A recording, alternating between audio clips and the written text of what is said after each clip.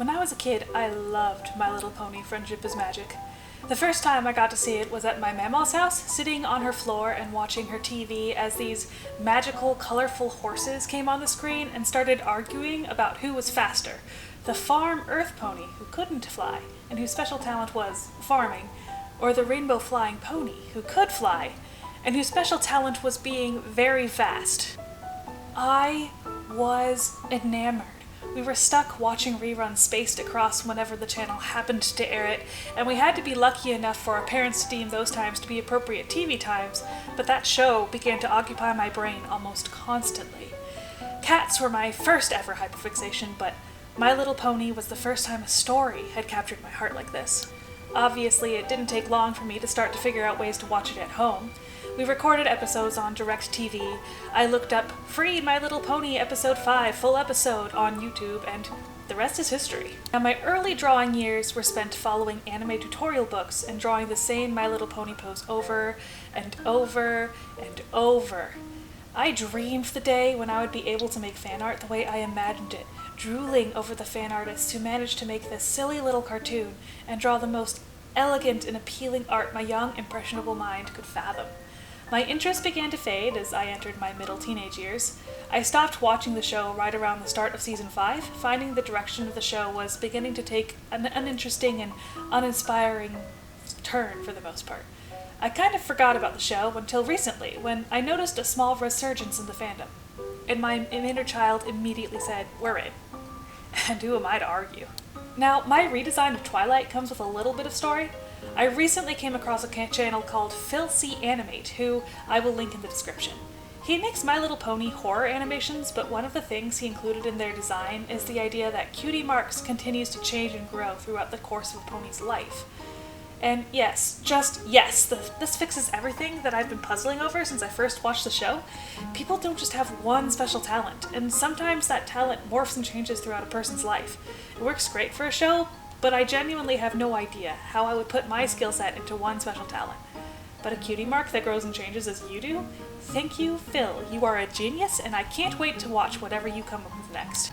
Now, I imagine that the original cutie mark Twilight had was the pink star, representing her talent with magic. Basically, the same story as the one in the show, where her magic goes out of control and she hatches Spike to get into Celestia School for Gifted Unicorns. The first design I did in this video is from just after episodes 1 and 2 of the show, where she goes to Ponyville and defeats Nightmare Moon. After using the elements of harmony, her cutie mark expands to have the white swirly, showing her newfound abilities in friendship magic. She hasn't mastered it yet, but it has unlocked a lot of potential spells and growth for her.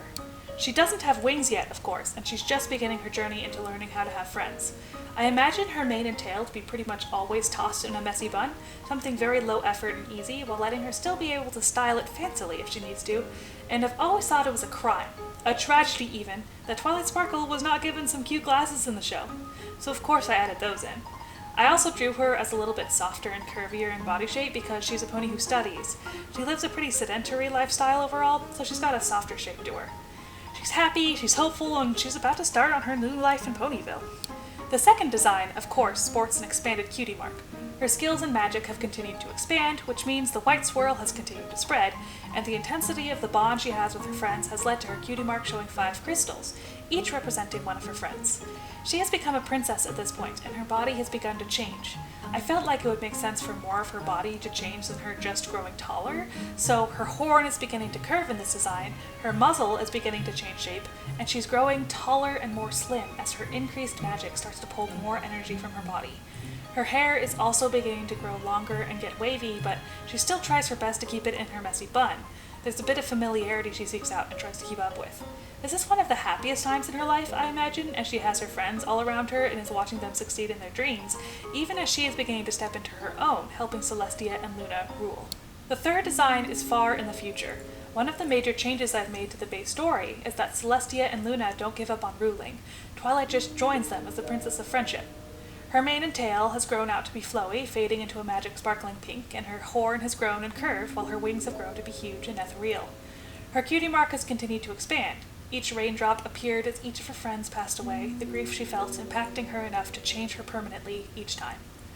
The drops are in the order they passed. First was Rainbow Dash, dying younger than most Pegasi because of how hard she had pushed her body throughout her life. Next was Pinkie Pie, who lived a long life but passed before most of the others by nature of being an earth pony, who have less magic than the rest. Next was Applejack. She had an unusually long life, much as Granny Smith had, but eventually old age took her as well. Fluttershy was the next to go, surrounded by her beloved animals. Pegasi have less magic than unicorns, which meant it was expected that she would go before Rarity. And Rarity was the last friend to pass, her magic keeping her at Twilight's side for longer before her body too grew too tired to continue. There were many years before Twilight's cutie mark changed again, but after years and years of loneliness and self-isolation, Twilight finally found herself beginning to make new friends, the old wound healing just enough to give her a bit of hope, a hope that caused a flower to appear on her cutie mark.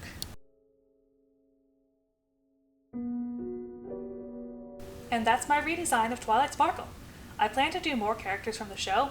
I don't know if it will expand into an actual story or not, but right now I'm really enjoying exploring how I would tell parts of their story and how I imagine them interacting with the world. Let me know if there's anyone you want to see next, and share your personal headcanons for Twilight Sparkle and Alicorn world building in the comments. You know, every video I've made makes me a little better at it, but I definitely have been having some growing pains. I'm really excited for this video because it's a little more sustainable to make a video every week if I have videos like this, which are still labor intensive but in a less inherently time consuming way, so I should be back up on my regular schedule again. Anyways, if you want to see more from the series, consider subscribing. I'm excited to start my first ever series. Toodles!